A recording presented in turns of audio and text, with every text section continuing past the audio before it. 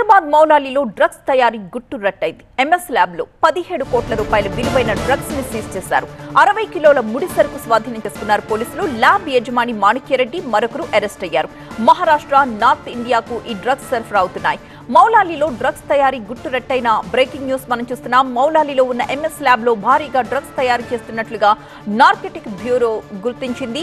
Lab యజమాని మాణిక్యరెడ్డిని arrest చేశారు. మాణిక్యరెడ్డితో పాటు మరొక వ్యక్తిని కూడా అదుపులోకి తీసుకున్నారు. ల్యాబ్ లో కెమికల్ సైంటిస్టుల సహకారంతో డ్రగ్స్ తయారు చేస్తున్నట్లుగా గుర్తించారు. ఆల్ఫ్రాజోలం, మెఫెడ్రోన్ తయారు చేస్తున్నట్లుగా అధికారులు తేల్చారు.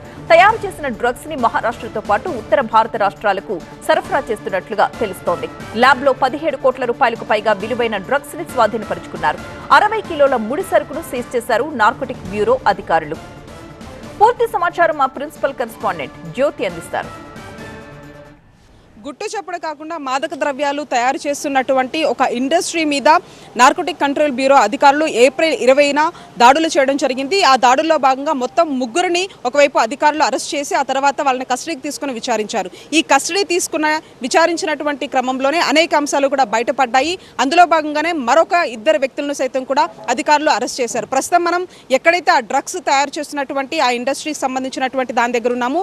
మనం చూస్తున్నటువంటిది SM సంబంధించిన ఈ ఇండస్ట్రీలో ఒకవైపు డ్రగ్స్ అటు మెఫెడ్రిన్తో పాటు మరొక వైపు ఆల్ఫాజోలంని తయారు చేస్తూ ఉన్నారు. ఏప్రిల్ 20న అధికారులకు పక్కా సమాచారంతో ఇక్కడికి వచ్చి సోదాలు చేశారు. అయితే మనం చూస్తున్నటువంటి ఈ SMకి సంబంధించి ఎగ్జిక్యూటివ్ ఎడిటర్గా మాణిక్యరెడ్డి అనే ఒక వ్యక్తి పనిచేస్తూ ఉన్నారు. ఈ మాణిక్యరెడ్డికి లక్ష్మీకుమార్ అనే ఒక వ్యక్తితో పరిచయం ఏర్పడింది. ఆ పరిచయంలో భాగంగా ఏప్రిల్ 16న వీళ్ళిద్దరి మధ్య ఒక ఒప్పందం కుదిరింది. ఆ ఒప్పందానికి సంబంధించి ఇక్కడ ఉన్నటువంటి ఒక 101 ఏదైతే ఒక యూనిట్ ఉంటుందో ఆ యూనిట్కి సంబంధించి అంటే 101 దాంట్లో మేము ఒక రసాయనాలు తయారు చేస్తాము. ఆ రసాయనాలకు సంబంధించి మేము వివిధ ప్రాంతాలకు సరఫరా చేయాల్సి ఉంటుందంటూ కూడా మాణిక్యరెడ్డికి ఎవరైతే లక్ష్మీకుమార్ చెప్పడం జరిగింది. అందులో భాగంగానే ఈ లక్ష్మీకుమార్, శ్రీనివాస్, రమేష్ ఈ ముగ్గురు ఇక్కడికి వచ్చారు. మనం చూస్తున్నటువంటి ఈ ఇండస్ట్రీ నుంచే మొత్తం కూడా ఈ డ్రగ్స్ అంతా తయారు చేసి ఆయా రాష్ట్రాలకి సరఫరా చేస్తున్నారు. ఆ సోదాలు జరిగినటువంటి సమయంలోనే దాదాపు 17 కోట్లు విలువ చేసినటువంటి డ్రగ్స్తో పాటు